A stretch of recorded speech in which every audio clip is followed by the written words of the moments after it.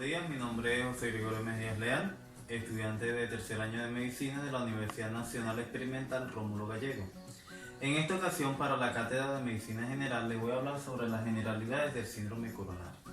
Primero vamos a hacer un resumen de la fisiología funcional del corazón, para entender un poco más sobre las estructuras y la fisiopatología que afecta al corazón en este caso.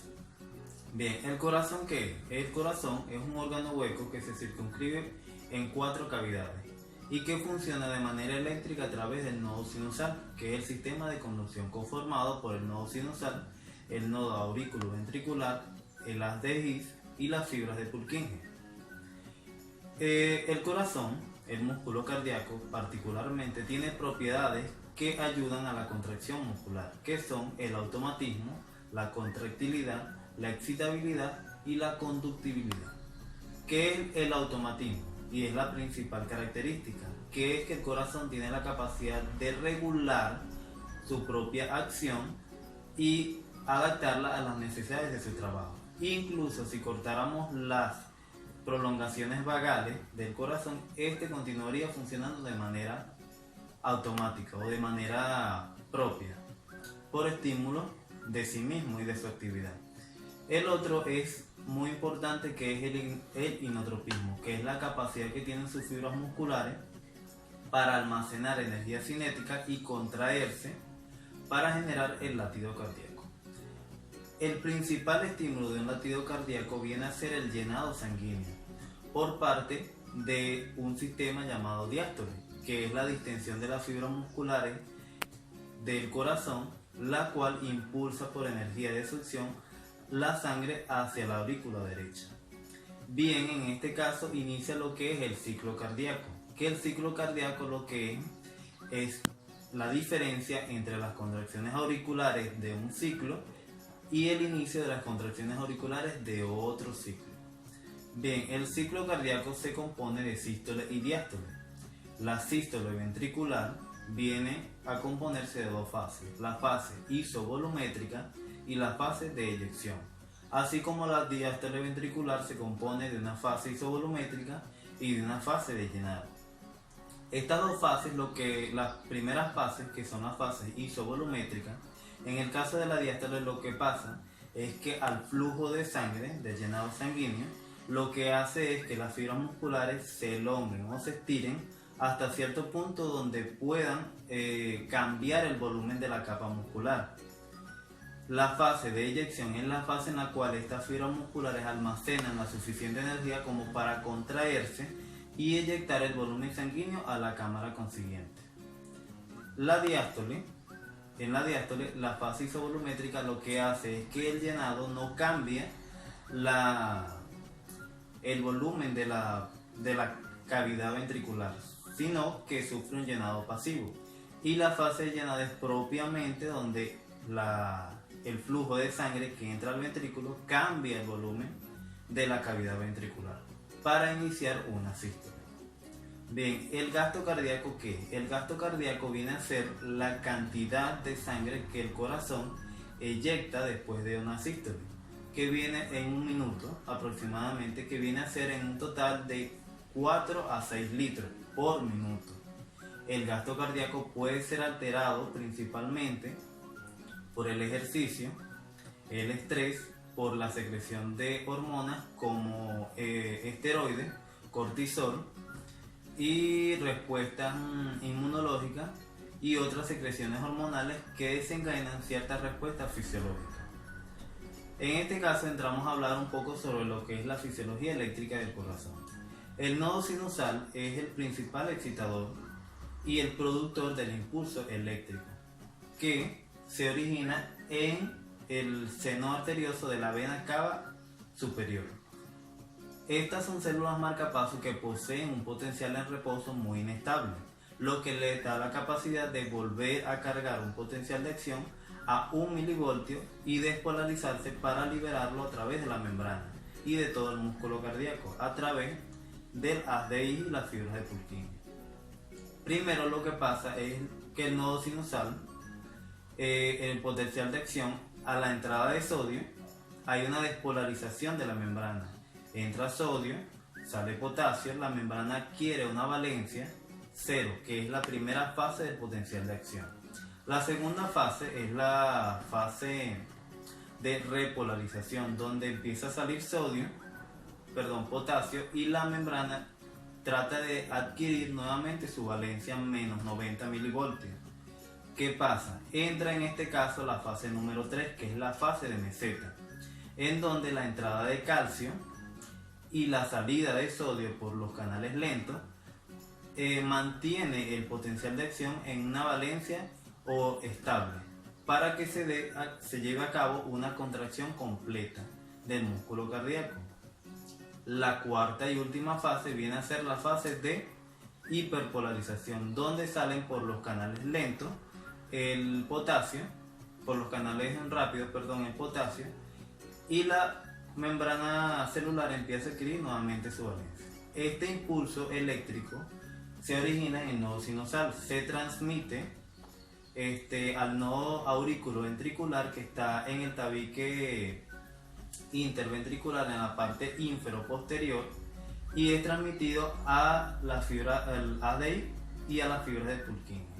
Primero termina la contracción en el ventrículo derecho, debido a que el ventrículo derecho tiene una menor capacidad o un menor volumen muscular, y la fibra de las ADI que va hacia el ventrículo derecho es más corta, pero la duración es más larga debido a la voluminosidad de su cavidad y su espesor muscular. Existe en este caso un asincronismo fisiológico, que es que las aurículas tienden a contraerse primero que los ventrículos, para que la sangre sea totalmente eyectada a través de las válvulas hacia los ventrículos y de la circulación correspondiente, ya sea pulmonar o sea la circulación aórtica sistémica. Bien, entendido esto, vamos a resaltar un poco sobre los metabolitos y el gasto energético que tiene el corazón. El corazón tiene un gasto energético del 10% de la energía metabólica. Se provee de ácidos grasos libres, de glucosa, de lactato, en presencia de un metabolismo anaeróbico, y de otros iones presentes en la sangre, y que de la presencia de estos elementos en la sangre va a determinar sus requerimientos o su utilización de ellos para su metabolismo. Las mitocondrias de las células miocárdicas son mayor número que las de otro músculo estriado o el músculo liso, debido a que las fibras musculares tienen una limitación a la hipoxia muscular. Bien, ahora vamos a hablar un poco sobre lo que es la circulación coronaria. La circulación coronaria es la que nos ayuda a la irrigación del músculo cardíaco. Tiene ciertas particularidades porque las adaptaciones de las arterias coronarias es lo que nos permiten sistemas compensatorios ante ciertos problemas o eventos patológicos que puedan desencadenar una isquemia o hipoxia miocárdica. Las arterias coronarias, en el 50% de los casos las obstrucciones ocurren en la arteria coronaria izquierda, en la rama circunfleja que irriga la parte lateral y tercio posterior de la cara del corazón. Bien, las arterias coronarias se difunden de exterior a interior a través de la capa epicárdica, miocárdica y endocárdica. La contracción miocárdica cabe destacar que ejerce una presión sobre las arterias coronarias, lo que hace una mayor resistencia al flujo sanguíneo. Es decir, que el flujo coronario ocurre mayormente en la diástole, donde se ve suspendida la resistencia ejercida por la contracción miocárdica. Las arterias coronarias tienen un importante sistema compensatorio ante el mantenimiento entre la demanda y oferta de oxígeno, debido a que al sitio distal de una posible lesión por una obstrucción parcial hay una vasodilatación, lo cual disminuye la presión y por eso no hay hipoxia o necrosis celular totalmente. Bien, propiamente vamos a empezar a hablar sobre lo que es el síndrome coronario agudo. Las generalidades del síndrome coronario agudo. El síndrome coronario agudo, ¿qué es? Es la alteración del flujo sanguíneo sin una aparente necrosis celular.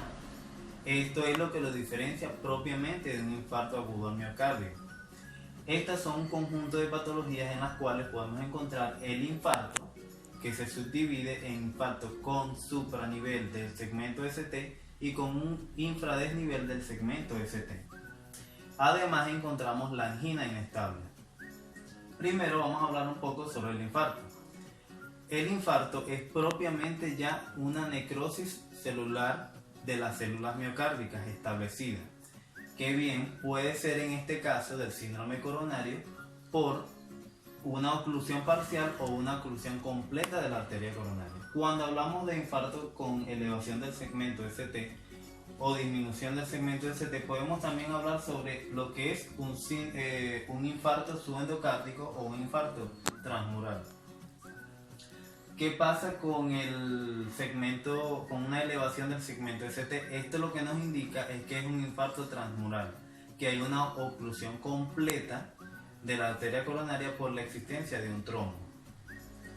Y el segmento ST con infradesnivel lo que nos indica es que hay una oclusión parcial de la arteria coronaria y que el procedimiento sería menos invasivo y sería más medicamentoso que invasivo, como es la causa del infarto transmural, que ya tendría que ser directamente invasivo para... Ahora vamos a empezar a hablar un poco sobre lo que es directamente la fisiopatología que implica este síndrome coronario agudo. Lo primero es una lesión endotelial.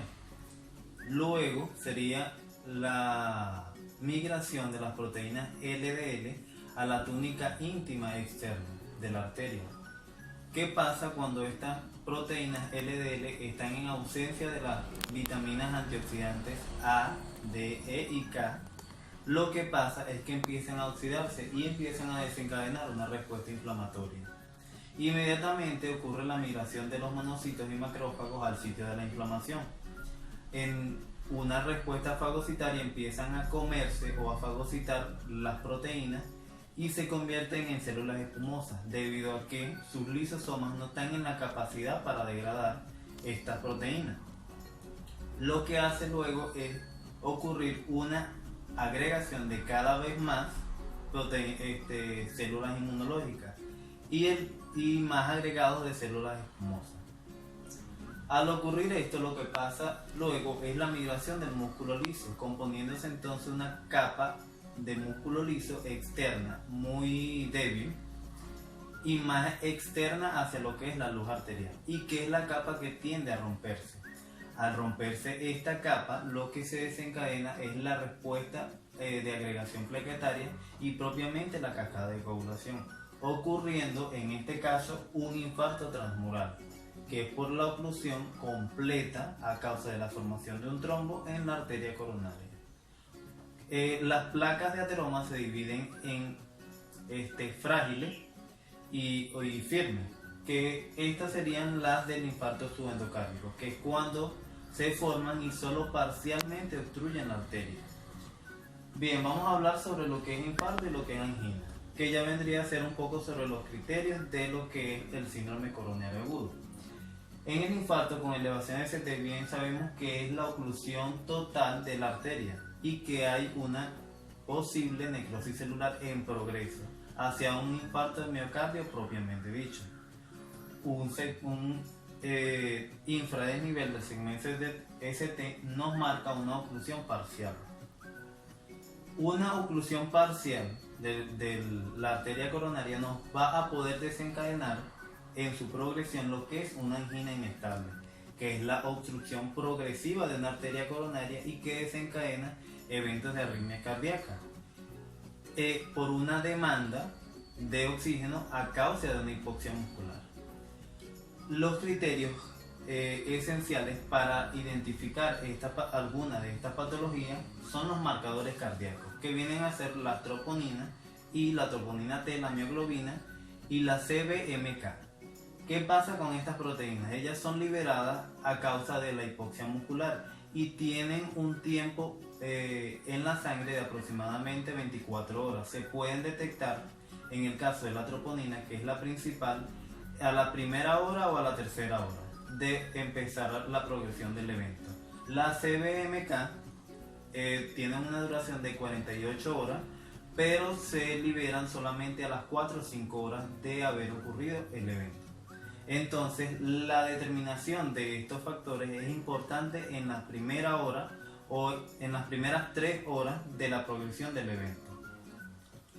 La angina inestable se tiene un diagnóstico o una clínica muy diferencial con lo que es el infarto, siendo que el infarto presenta molestia epigástrica e irradiación del dolor hacia la mandíbula, el brazo izquierdo, náuseas, taquicardia, inclusive síncope.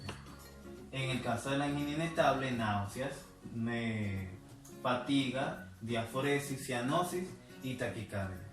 Esto lo que es el diagnóstico diferencial entre las patologías que se debe realizar para saber identificar cuál será el tratamiento correspondiente. El diagnóstico de esta patología se hace a través de la implementación del electrocardiograma, que es la principal examen especial que nos va a indicar qué tipo de patología está presentando el paciente. Si es un infarto con elevación del segmento ST o con infradesnivel del segmento ST, o en el caso que sea una angina inestable, que nos va a indicar en qué lugar está, si es parcial o es completa. Para esto más especializadamente está lo que es una ecografía o una angiografía coronaria, que nos va a indicar el nivel de la obstrucción, en qué lugar y la espesor o la capa afectada del corazón. Bien, el tratamiento correspondiente para el síndrome coronario agudo siempre son antiagregantes plaquetarios, como son la heparina no refractaria o no fraccionada, los nitratos como la nitroglicerina, las estatinas de alto peso molecular, las aspirinas, los beta bloqueantes y la morfina para disipar el dolor torácico en el paciente. En el caso de ser, por ejemplo, un infarto agudo de miocardio, lo que sería el tratamiento sería invasivo debido a que el nivel de riesgo es mucho más alto, siendo entonces necesario hacer en la mayoría de los casos, lo que es un bypass coronario, que es donde se realiza el corte parcial de la arteria coronaria y se hace un injerto con otra arteria, que en la mayoría de los casos tiende a ser la arteria mamaria, debido a que esta es una arteria antiaterosclerótica o en ella es raro que se almacenen placas de ateroma. Bien, ha habido esto. Gracias por su atención. Esto fue todo.